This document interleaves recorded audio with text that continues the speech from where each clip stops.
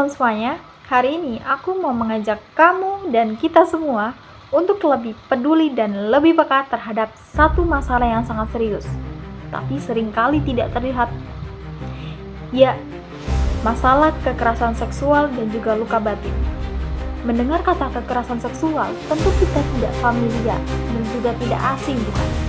Karena di Indonesia ini banyak sekali kasus-kasus mengenai kekerasan seksual yang terjadi pada anak-anak dan juga pada perempuan, terlebih lagi pada remaja.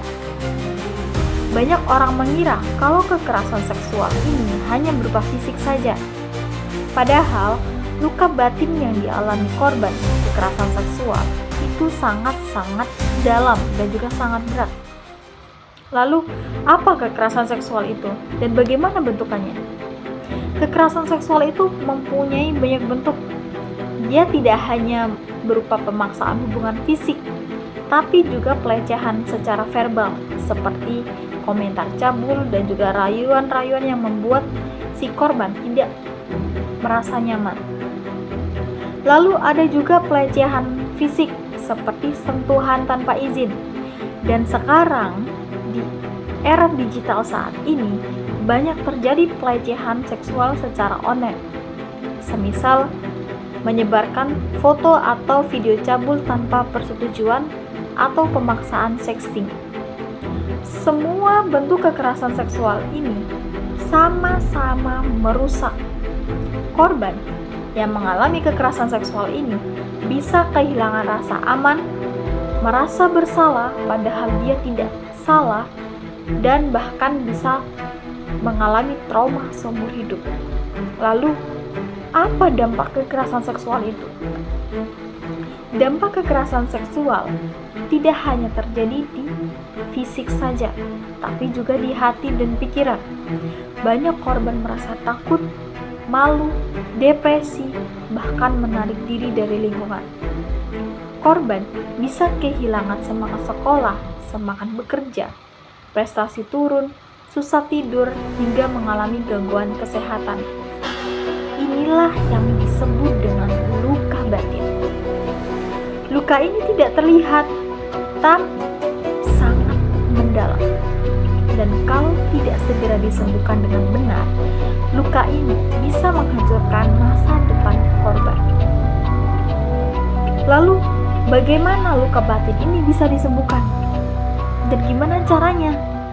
Disinilah peran psikologi itu sangat diperlukan. Psikolog membantu korban memahami traumanya, menghadapinya, dan perlahan bangkit. Lewat konseling, korban diajak bercerita tanpa merasa dihakimi. Psikolog juga membantu korban bagaimana cara mengatasi mimpi buruk, kecemasan, dan rasa takut bertemu orang. Sampai psikolog juga membantu korban dalam membangun kepercayaan diri yang baru.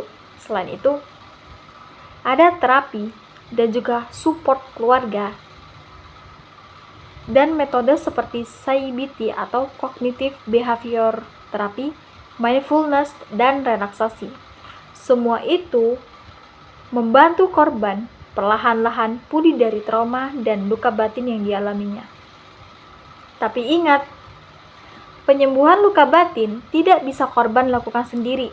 Kita sebagai teman, sebagai sahabat, sebagai keluarga, dan bahkan orang sekitar punya peran besar dalam menciptakan lingkungan yang aman dan nyaman.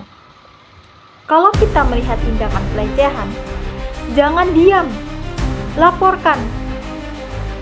Bantu korban untuk berani bicara dan tidak merasa sendirian.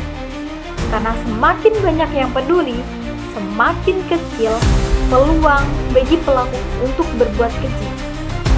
Kekerasan seksual adalah bentuk kezaliman yang harus kita hentikan bersama. Luka batin tidak boleh dibiarkan. Korban harus dibantu pulih, bangkit, dan kembali percaya diri. Yuk, berani bicara, berani lindungi. Kalau kamu jadi korban, jangan takut, cari bantuan profesional dan bicara pada orang yang kamu percaya. Kalau kamu melihat pelecehan, jangan diam, segera laporkan. Stop kekerasan seksual sekarang juga, karena setiap orang berhak merasa aman, dihargai, dan hidup tanpa trauma. Terima kasih sudah mau mendengarkan. Mari saling jaga dan saling kuatkan. Salam peduli, salam berani. Assalamualaikum warahmatullahi wabarakatuh.